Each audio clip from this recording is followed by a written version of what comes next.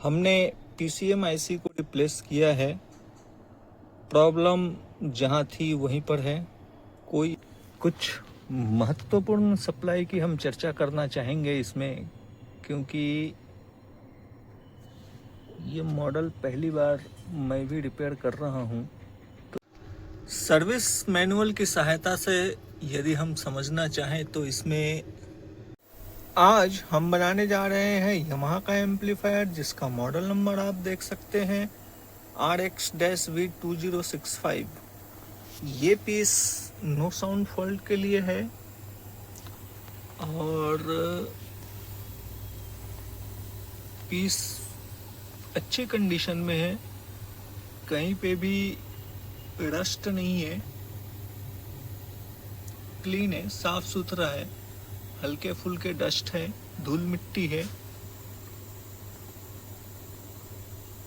चलिए देखते हैं क्या दिक्कत है इसमें, नो साउंड फॉल्ट क्यों है इसमें, और नो साउंड फॉल्ट के लिए हमें किन किन बातों का ध्यान रखना चाहिए।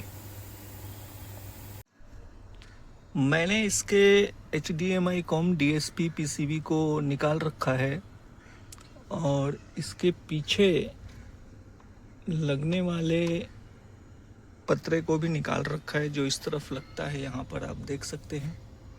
और इसको निकालने का मकसद सिर्फ इतना है कि इसका जो ये पतरे का आप पोजीशन देखें तो इस हिस्से में ज़्यादा प्रेशर पड़ने की वजह से ये टेढ़ा मेढ़ा हो गया है, बैंड हो गया है, दब गया है अंदर की तरफ। इसको हम सही करेंगे।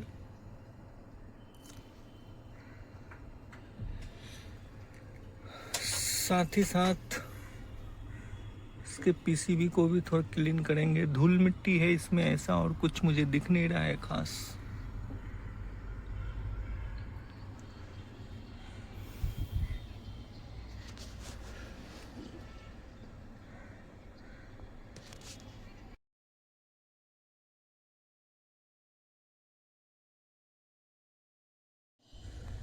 जिस उम्मीद के साथ हमने इसके पूरे PCBs को उलट पुलट किया है, ऐसा कुछ भी मुझे मिला नहीं है।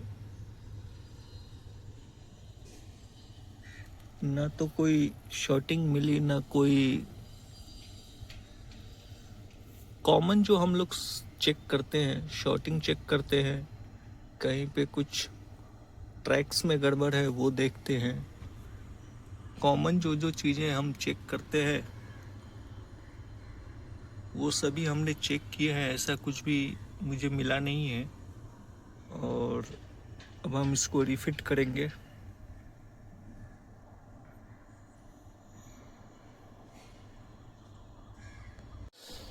काफ़ी कुछ रिसर्च करने के बाद मैं इस नतीजे पर पहुंचा हूं कि मुझे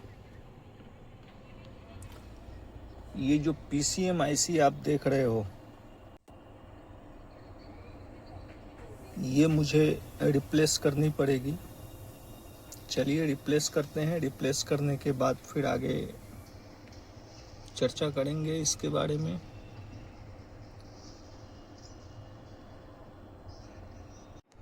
हमने PCM IC को रिप्लेस किया है। प्रॉब्लम जहां थी वहीं पर है, कोई इम्प्रूवमेंट नहीं है। फाइनली अब हम DSP IC रिप्लेस करने जा रहे हैं।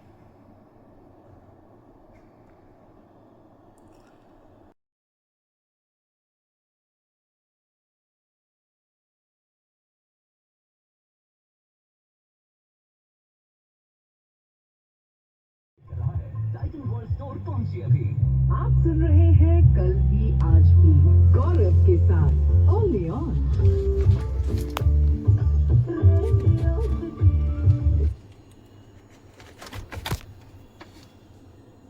जय किशन में और में ओनली ऑन री।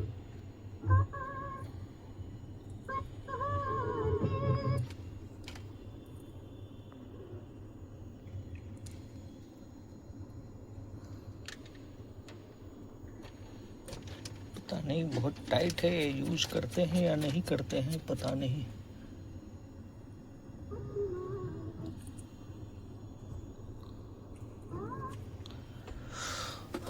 ऑल चैनल वर्किंग गुड है, एवरीथिंग वर्किंग गुड है। फाइनली हमने इसमें DSP IC रिप्लेस की है, आप देख सकते हैं।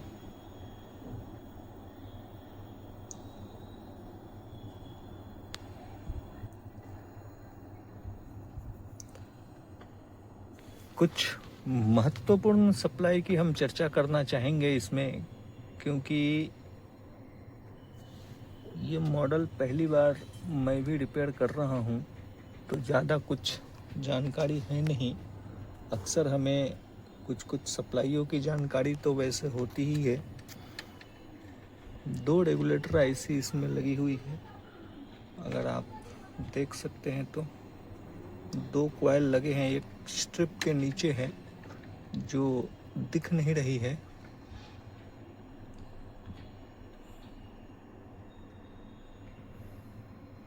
थ्री 3.3 वोल्ट है एक, और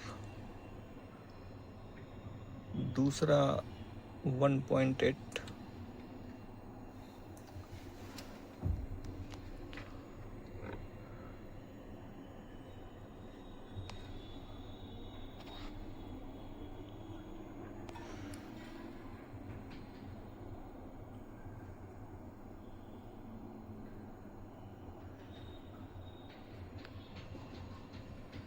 $1.75 आउट कितना है इसका?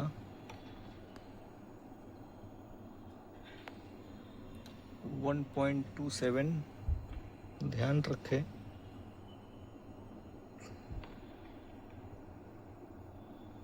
यहाँ पर एक कॉइल है, लगभग 5 वोल्ट की सप्लाई इनपुट है इसमें।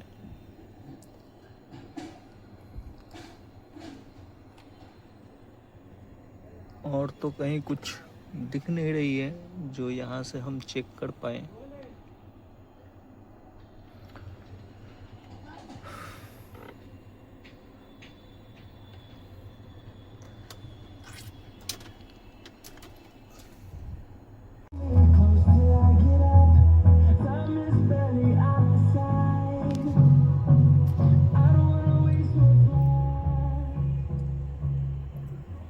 ब्लूटूथ की रिक्वायरमेंट थी जिन हमारे मित्र का है उनको, और हमने यहाँ पर इसको सफलतापूर्वक सक्रिय किया है। अब जो है हम फिट करेंगे।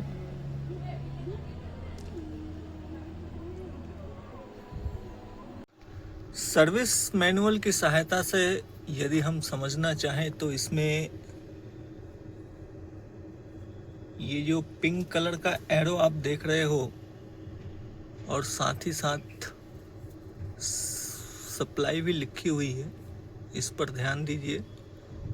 और ये जो है पिन नंबर 130 डिजिटल इनपुट है। और एक महत्वपूर्ण जानकारी ये है कि इसका जो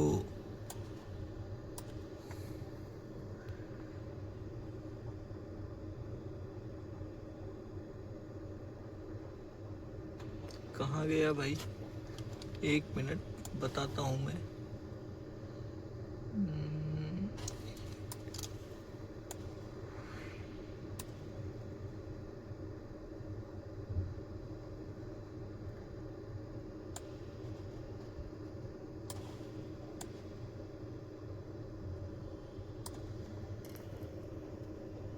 ये जो आप देख रहे हो रीसेट पॉइंट, पिन नंबर 14 और